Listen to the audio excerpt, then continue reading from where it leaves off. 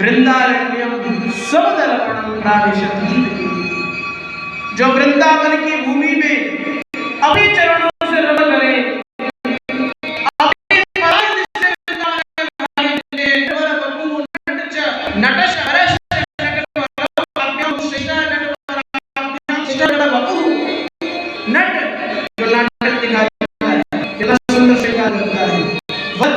राजा ये भी कितना श्रृंगार करते हैं। इन दोनों से भी जो श्रेष्ठ हो वो नटवर बबू हमारे माधव। ऐसे माधव के दर्शन करना इस जीव का एकमात्र उद्देश्य है। और सबसे सौभाग्यशाली वो वेणु है जिस पर माधव की कृपा होती है। गोप्य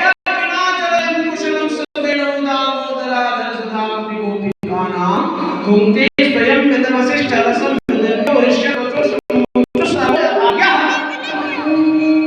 माधव वेणु के चरण दबाते,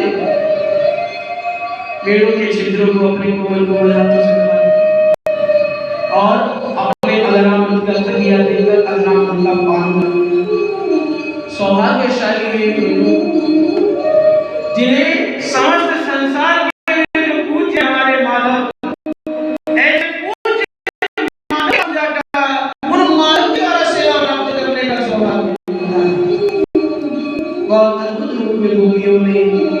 माधव के वेणु की प्रशंसा करी। इसके पश्चात महाराज चीरहरण का प्रसंग आता है जिसमें माधव ने ना भी केवल गोपियों के वस्त्रों को चुराया, अभी तो क्या चुराया बताते हैं। गोपधुट दूर चौराया शब्द है। न्याय शास्त्र के विद्वान वर्णन करते हैं नूतन जलधर रुचये गोपधुट दूर चौराया तस्मै कृष्णाय नमः संसार कहीं रहस्य ली जाए। अब यहाँ गोपधुट दूर चौराया इस पद का वर्णन है। क्या मतलब है इसका? विद्वान व्याख्या करते हैं गाव कांति गोपा गोपाना वधुपया गोपधुपया गोपधुटी नाम दुमुनानी गोपधुटी दुमुलानी चौरयति आसा चौरा गोपधुटी दुमुलाना चौरा तस्मै गोपधुटी चौरा अथवा गा इंद्रियाणि पांति गोपा जीवात्मा देशम दुर्गया भुजंग प्रबुद्ध दोष मिथ्या ज्ञानानि ता एव दुमुलानि मोक्षमस्था छादवत्वात् तेषां चौरः सो सहित यावत् विषय श्रवण ध्यासद्वारा नाशक तस्मै कृष्णाय नमः। अथवा काम रूपी पांति गोपो युधिष्ठिरः तस्य वधूनि स्त्रियो द्रौपदी तस्याः दुमुलानि एवं शस्त्र वस्त्राणि तेभ्यः चौरः अधिष्ठया सभायां उपस्थितः तस्मै चौराय चौराय तत्र कृष्णाय नमः। अथवा काम इंद्रियाणि पांति गोपः तस्य वधूनि स्त्रियो बुद्धि तस्याः दुमुलानि अज्ञानात्मकं वस्त्राणि तेषां चौराय गोपधुटी चौराय श्री कृष्णाय नमः। इस एक शब्द से ज्ञात होता है कि भगवान ने चीरहरण की लीला क्यों करी। और विद्वानों में बहुत से विद्वान कहते हैं माधव ने गोपियों के तन पर पड़े हुए वस्त्रों को नहीं चुना है। माधव ने गोपियों के मन पर गोपियों की बुद्धि पर जो अज्ञान के वस्त्र पड़े हुए थे उन वस्त्रों का हरण किया। पहली बात। अब दूसरी बात यह है कि माधव ने गोपिकाओं को शिक्षा दी कि पावन नदियों में जलाशयों में मर्यादित होकर स्नान करना चाहिए। ये आपके घर के बाथरूम में लगा हुआ शावर नहीं है या आपका प्राइवेट स्विमिंग पूल नहीं है जहाँ जो मन में आएगा वो करोगे। नियम है जलाशयों में स्नान करने का। माताओं उन वस्त्रों में और पुरुषों को कम से कम 2 वस्त्रों में पावन जलाशयों में स्नान करना चाहिए। नियम है ऐसे तो। और तीसरी बात देखो, यदि आप देखना चाहते हो कि माधव ने गोपिकाओं के वस्त्र चुराए, चलो चुराए।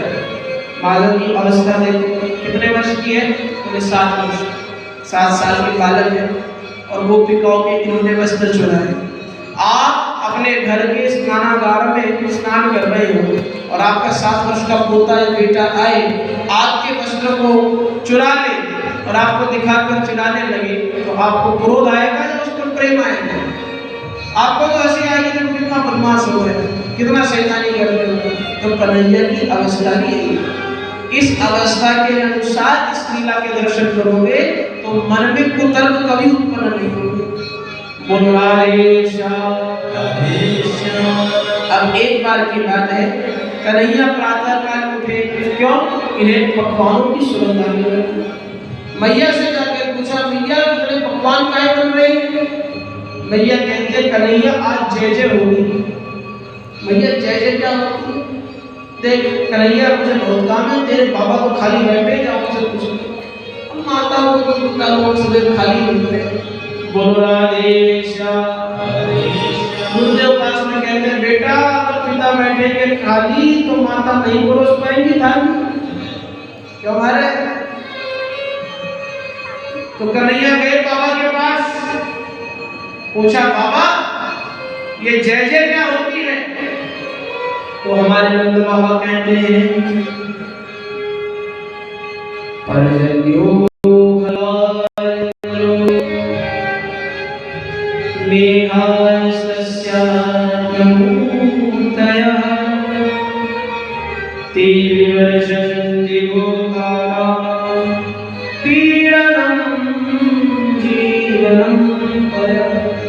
भगवान के अंदर हम प्रसन्न हो इसलिए हम उनका पूजन कर रहे हैं। अच्छा इंद्र के लिए बटरिंग हो रही है, इंद्र की पूजा करोगे तो वर्षा करेगा। जबकि शास्त्र क्या कहते हैं कि कर्मणा जायते जंतुः कर्मणैव विलीयते। कर्मणा जायते जंतुः कर्मणैव विलीयते। हम और आप कर्म के अनुसार इस संसार में उत्पन्न हुए हैं। जैसा करते हैं वैसा ही फल को प्राप्त करते हैं। जो आज है उसी का अनुसार फल मिलेगा। किसी और के लिए हम सुख और दुख के लिए दूसरे पर आश्रित नहीं। अध्यात्म रामायण में आया कि सुखस्य दुखस्य नमो विदाता परो विदाती नमो तिरेशा अहम करोमि तथा विमान सुखम सुंदर जंतो योग। What we are today, we are the product of our own thinking and own working in the past. जैसा आपने पूर्व में कर्म किया, बात करी, विचार किए, उसी के फलस्वरूप आप आज ऐसे बैठे।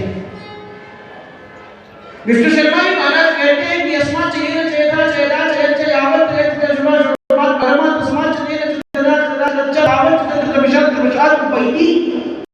जो व्यक्ति जिस स्थान पर जिस समय जिस वाणी से जैसा कर्म करता है उस व्यक्ति को उस समय उस व्यक्ति के द्वारा उस वाणी से उस शरीर से उसका फल अवश्य भोगने को मिलता है।